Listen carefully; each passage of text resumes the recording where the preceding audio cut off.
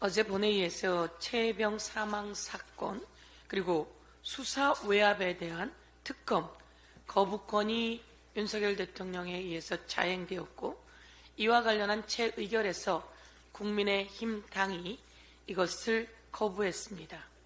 그런데 194 찬성, 1 기권, 104 반대였습니다.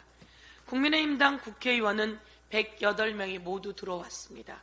그런데 그 중에 104명이 반대했습니다. 조금의 희망이 보입니다.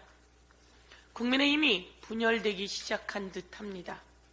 그리고 국민의힘 국회의원 중에도 양심이 있는 분이 있었습니다. 부결되었지만 다시 우리는 추진합니다.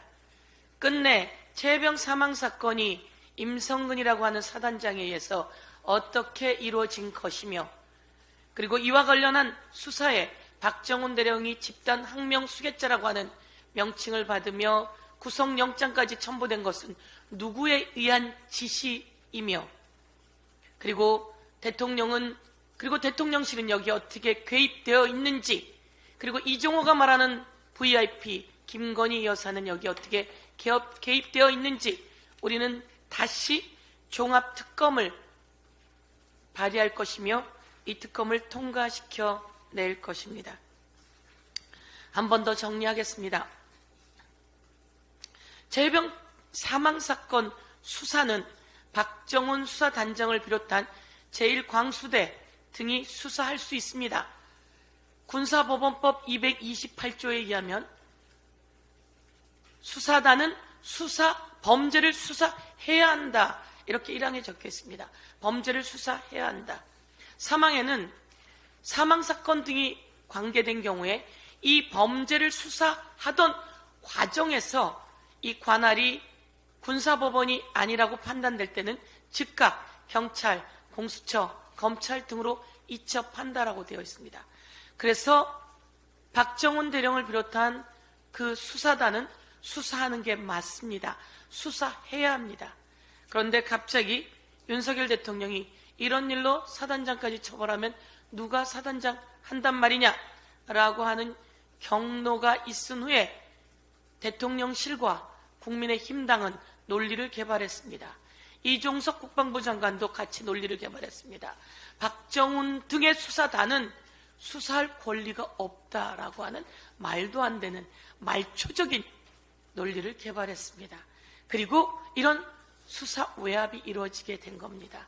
그것은 국민의힘당 필리버스터에서, 그리고 국민의힘당이 법사위에서 밝힌 내용들입니다. 박정훈 대령 등은 수사 권한이 없다. 이것은 팩트체크, 틀린 말입니다. 이에 기초해서 이 모든 것이 이루어지고, 그래서 우리는 대통령실에서 나온 말로 잘못했으니까 야단도 좀 치고, 그리고 또 수사했던 거 이첩 보류도 지시한 것이고, 그리고 수사한 자료도 불법 강탈해온 거다라고 이야기를 하는데, 그래서 이 모든 것이 불법입니다. 특검을 통해서 낱낱이 밝혀내고 이에 대해서 확실하게 처벌할 것입니다. 이 수사의 대상은 바로 대통령입니다. 그리고 대통령실입니다. 대통령과 대통령실은 특검법을 거부할 권한이 없습니다. 이것을 거부하는 것은 자기의 이해 충돌에 해당되는 것이며 직권남용에 해당됩니다. 이것은 대한민국의 국민이 주권을 잠시 위임해준 대리임에 불과한 대통령이 이 권한을 남용해서 주권을 무시했기에 이것은 헌법 위반입니다. 여러 가지 헌법 위반을 낱낱이 들이대도록 하겠습니다.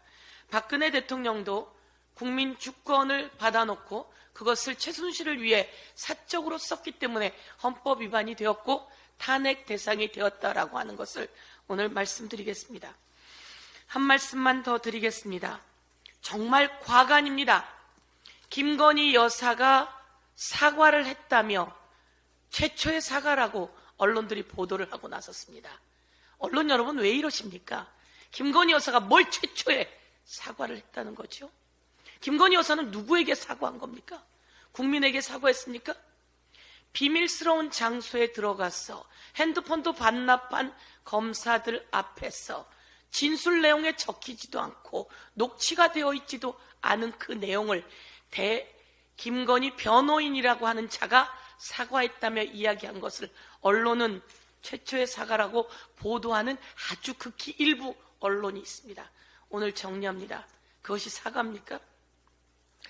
우리는 김건희 여사가 내놓았던 개사과를 기억합니다. 5.18 학살에 대해서 잘못된 발언에 대해서 사과하라고 했더니 마지못해 개에게 노란 사과를 주는 개사과를 연출했었습니다. 김건희 여사가 연출했다고 하는 내용은 개 눈동자에 김건희의 모습이 보인다라고 했던 당시 보도가 있습니다. 여기 이렇게 이야기합니다. 경애하는 퀸 여사님께서 비공개 조사를 받으시던 중 대국민 비공개 사과를 하셨다. 검사들이 아주 좋다고 난리가 났습니다. 제가 이야기하겠습니다. 그 변호사가 이야기했습니다. 그 변호사의 얘기는 김건희 여사의 이야기라고 제가 오늘 규정 짓겠습니다. 김건희 여사의 변호사가 김건희 여사를 대신해서 이야기한 것 같습니다. 제3의 장소의 특혜라니요. 그건 특혜가 아닙니다. 억울합니다. 미친 거 아닙니까? 이게 억울합니까? 억울한 것은 최혜병 어머님이 억울하다고 이야기하는 겁니다. 그런데 그 특혜받고 예외 있고 그리고 제3의 장소에서 조사받아 놓고 이것은 특혜가 아니라서 억울해요. 억울합니까? 김건희 여사? 그리고 사과를 처벌 조항도 없는데 역사상 최초로 사과를 했다고 이야기합니다. 처벌 조항이 없다고요? 주가 조작이 경제 교란죄에 엄청난 처벌 조항이 있다는 거 모릅니까?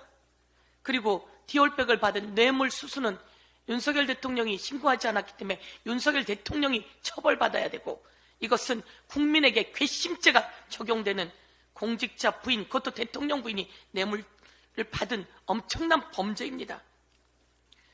그리고 경호 지침이라서 핸드폰을 반납하게 했다고요? 그리고 이런 이야기를 합니다.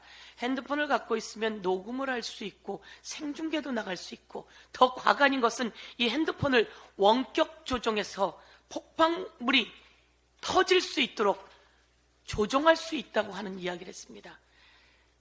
검사 여러분, 잠재적 테러리스트였어요. 그 핸드폰을 가지고 오면 이 귀하고 경애하는 김건희 여사를 향해서 폭발 원격 조정이 있을 수 있다는 말을 했습니다. 당장 그 변호사 국민 앞에 사죄하고 김건희 여사는 그 변호사 당장 변호사 해집니까? 해임시키세요.